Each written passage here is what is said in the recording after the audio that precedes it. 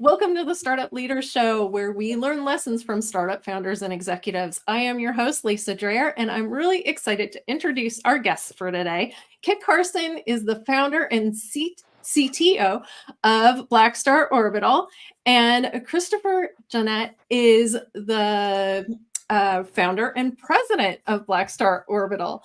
Thank you both for being here today. Thank you. Thank you. Excellent. Maybe we can start by having each of you give us a little bit of background on yourselves. Chris, maybe you can start. Absolutely. My name is Christopher Jannette. I'm the president, CEO, and co-founder of BlackStar Orbital. I'm currently residing in Florida, not far from the Kennedy Space Center, where I'm the lead engineer for the hypergolic propellants program, where I was the lead engineer for the hypergolics propellant on base. Prior to that, I was on the SpaceX Starship program. But my love of aerospace and aviation really began in 2006 when I joined the Air Force. My name is Kit. I'm, as Lisa mentioned, the CTO co-founder of BlackStar Orbital. I'm an engineer, entrepreneur specializing in thermodynamics and composites. And I've been running an engineering company for the last 16 years. And I guess we should also mention Chris and I have both had a few startups and some exits prior to this company, which I think have made us well seasoned for this particular venture. Excellent. Thank you so much. Maybe we can start by having you give us a little bit of background on what BlackStar Orbital is doing. Sure. Yeah. We're an aerospace and defense company based out of the Florida Space Coast, although we operate in Arizona as well as around the country. We are building a reusable spacecraft which launches and operates like a traditional space plane or like a traditional legacy satellite and flies home like a space plane. As we're an aerospace and defense startup, we officially announced ourselves last year, but this research has been going on since about 2018. It started as an extension for a hypersonic research program. Wow. Okay. So I want to start by having you talk a little bit about just coming out of stealth mode. I understand you were kind of in that stealth mode until February of last year. No, the year before. So a couple of years ago. And kind of what have you found as the biggest keys to kind of gaining traction for BlackStar so far? Well, you had it right the first time. We publicly emerged last year, although we've been working as a team since 2018. We have some fantastic people advising us, including former International Space Station astronauts, Florida Tech professors, among others. But we're really uniquely positioned as the only small sat class operator looking for rapid reusability for non-launch vehicles with that aforementioned space plane.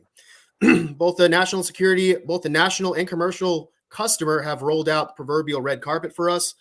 In October of last year, we had the honor of meeting Governor Hobbs in Arizona, where it was announced that we received over $7.1 million in capital investment as half of the management team and co-founding team. Not bad for really emerging out of nowhere 12 years ago. Yeah. The only thing I would add, the one thing that I would add is we spend a lot of time researching and developing our product.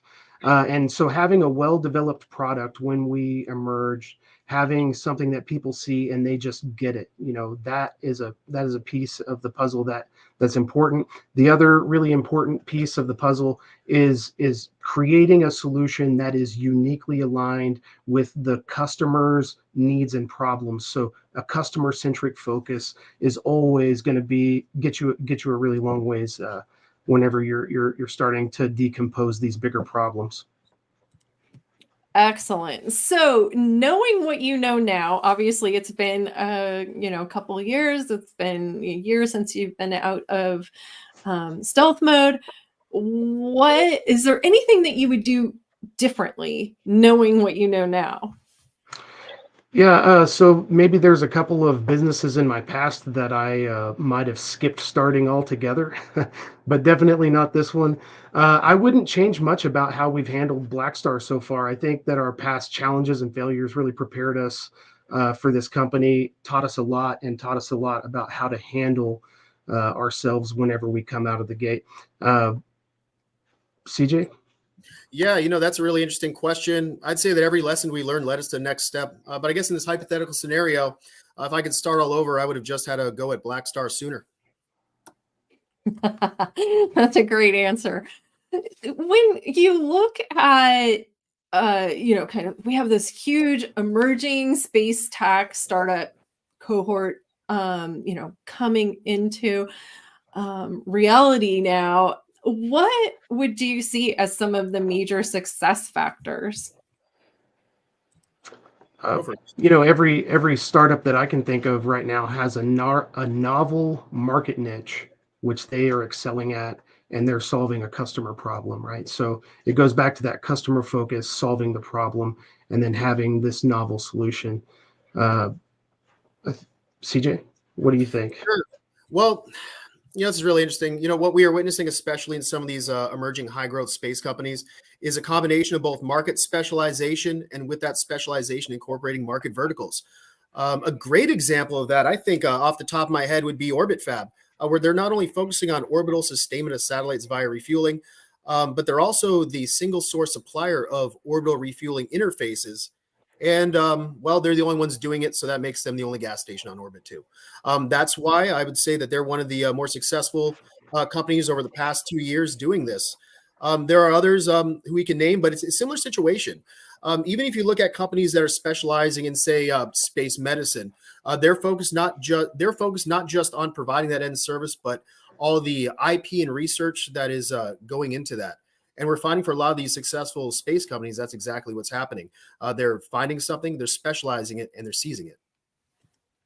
Yeah, Orbifab is a great example. Daniel was on our show, oh gosh, probably a couple years ago now. So they've come a long way over the last couple of years.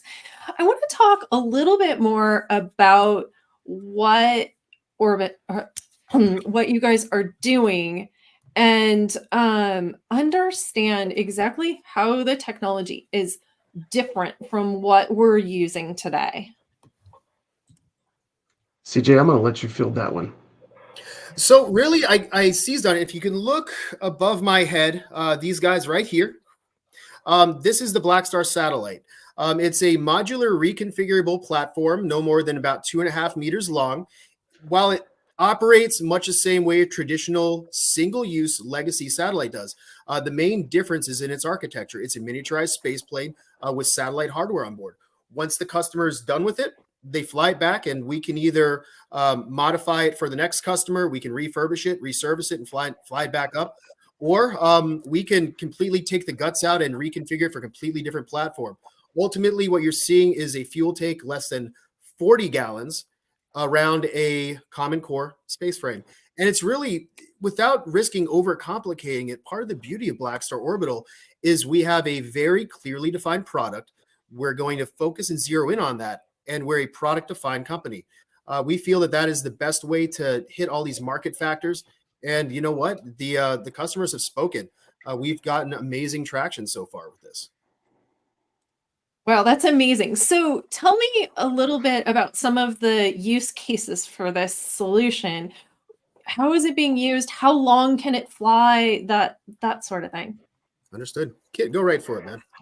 Yeah, so we've envisioned there's the beautiful thing, as Chris mentioned, is it because it's modular and it's just a flying gas tank with a payload.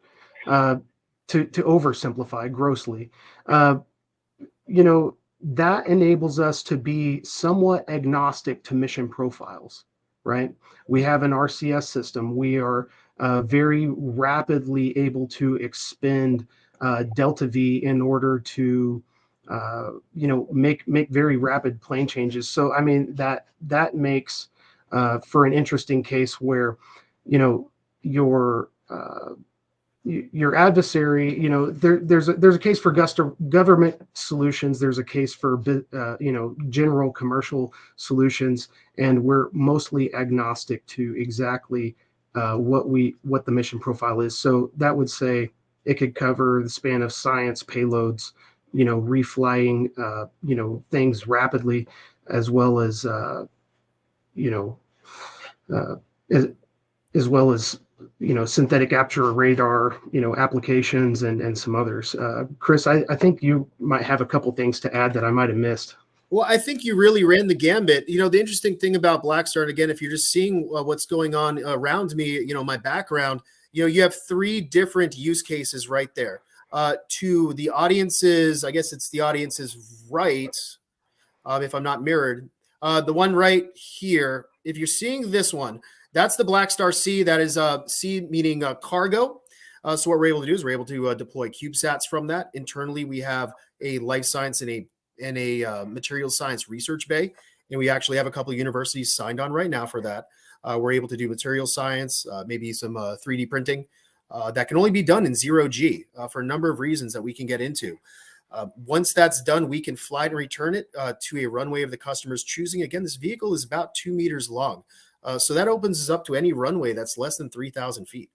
When it comes to what you see right here, this is what Kit was alluding to with the synthetic aperture radar application. There's companies out there that are doing electro-opticals where they're able to take pictures. Well, we're offering the ability to do narrow band sweeps in synthetic aperture radar, reverse synthetic aperture radar, both to identify EM sources, identify objects on the ground, but also identify objects in space. The use cases are wide. When I was in the Air Force, we got extensive hands-on use with it. So it's really exciting to be able to take some of those first principles and apply it to this platform. And then the vehicle above my head is just your standard modular system. This would imply that there is some kind of internal communications bay maybe, and the solar panels you see at the back are strictly for power generation. So just to caveat off your point, Kit, yeah, that's a little bit more about our 3 primary platforms that we're offering. Wow, that's amazing. Okay, so I just want to make sure I understand. These are self-launching systems also? These actually launch like a traditional satellite. So because they're only a few meters long, again, less than 2 meters or less, this actually launches like a traditional satellite. So if you're envisioning a Falcon 9's payload compartment, you got your vehicle in here, and it just launches like a traditional satellite, is released like a traditional satellite, operates like a satellite. The main difference is entry, descent, and landing, and with that, everything that's enabled by having reconfigurability and reusability. Got it. Okay. Wow. Fascinating. Okay. So I want to jump back to kind of the business questions a little bit. And, as with most early stage startups, we often run into roadblocks. What have you found are the most effective ways of just getting through those roadblocks? Yeah, I'll take that one. So,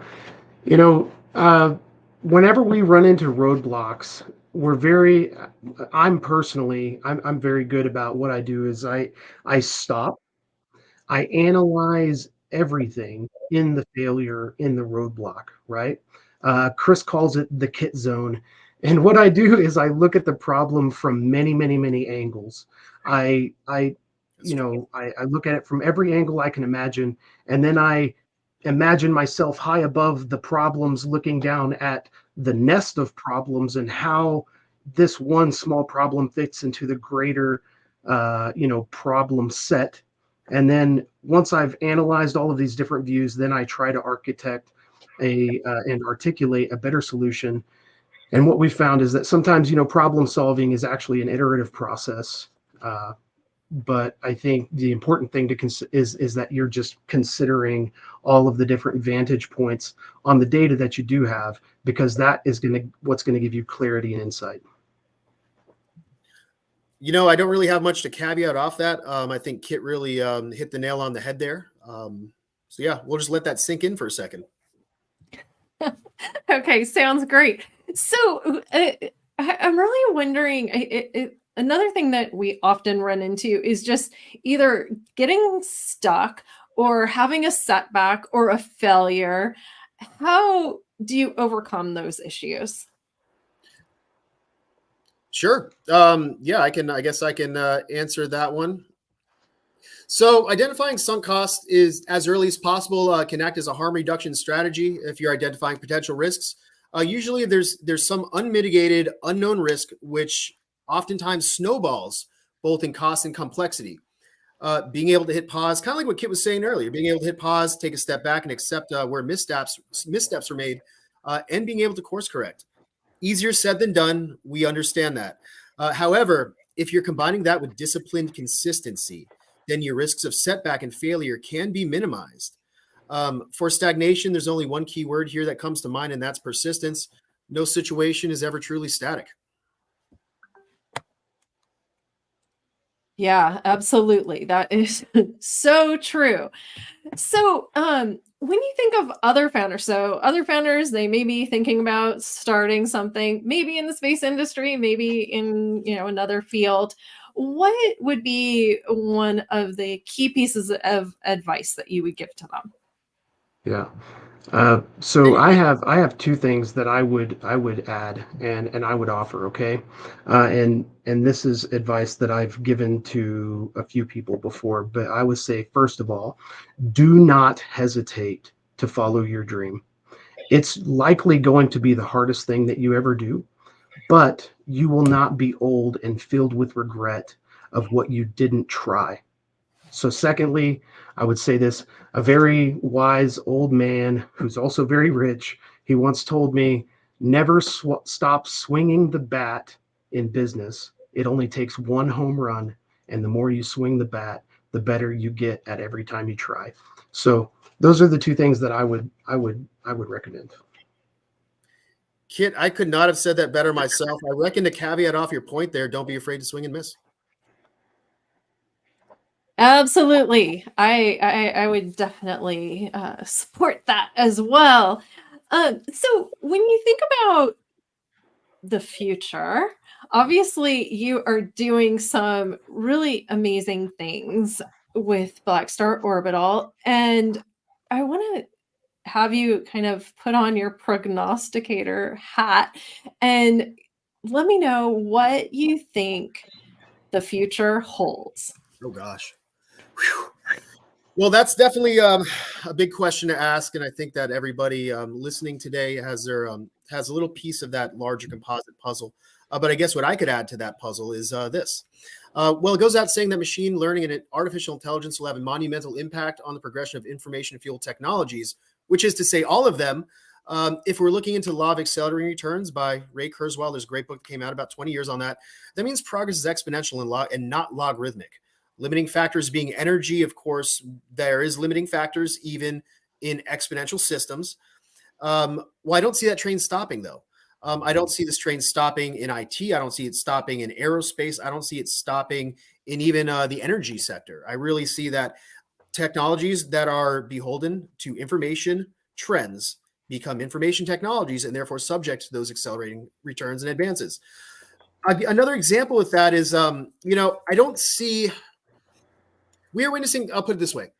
We're witnessing companies of less than 100 engineers or 100 people really doing the work that used to take an army of 10,000 seasoned employees during the height of the space age. And again, we're talking aerospace analogies here, but this really applies across the board. If you're a startup founder today, you are an artificial and machine intelligence company, whether or not you want to be, because your customers are dependent on it, your supply chain is dependent on it. And because of those two factors, you're dependent on it. So, looking forward, I definitely think we'll be seeing more of that. That's for sure. Wow, how about you, Kit? Uh, I would speculate. So mine has to do with the greater inflection points of the economic, markets for mass to orbit. So, for instance, when SpaceX started landing rockets, the economic inflection point for mass to orbit was, there's an inflection point that started to approach us, right? And that's, Starship alone, notwithstanding the competition, is headed towards sub $100 per kg mass to orbit, right?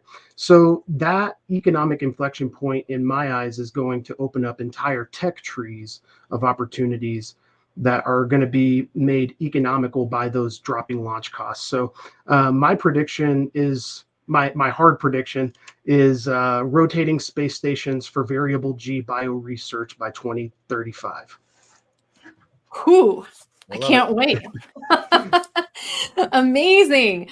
Okay. Well, if somebody wanted to learn more about BlackStar Orbital, what should they do?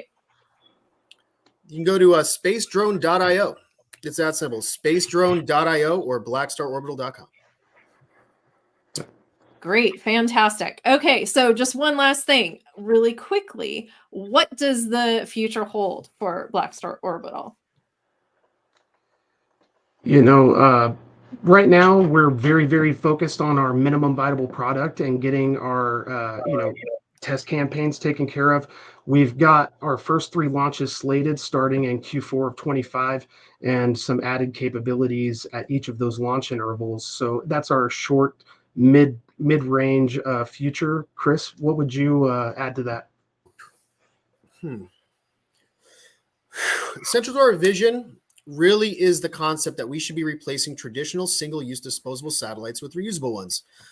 People often don't realize, but the tens of thousands of internet satellites currently buzzing around the Earth right now will be re-entering the atmosphere in 25 years or less. With that, if you ever heard of Kessler syndrome, well, there's an increasing risk of debris generating events. So it really is critical for us to be able to supplement and replace these traditional architectures. You know, old school satellites will grow into a bigger liability over time with risks exceeding the economic benefit. Where does this lead us? Well, Kip, you made a prediction about 2035 for rotating space stations. I would like to see 1,000 black stars in orbit by 2030 and 2,000 by 2035. Whew, I love it. I love it. Well, as the launches come to pass, I would love to have you join us again. I really appreciate you both being here today. It's been really amazing. Thank you. Thank you. Absolutely. And thank you for hosting us. Indeed. Oh, go ahead. Oh, thank you for hosting us. It's our pleasure to be here. Thank you so much. Absolutely, my pleasure. And I do want to take a moment just to thank GuideForce for hosting these sessions. To learn more about GuideForce, visit guideforce.com. And we'll see you next time on the Startup Leader Show. Take care.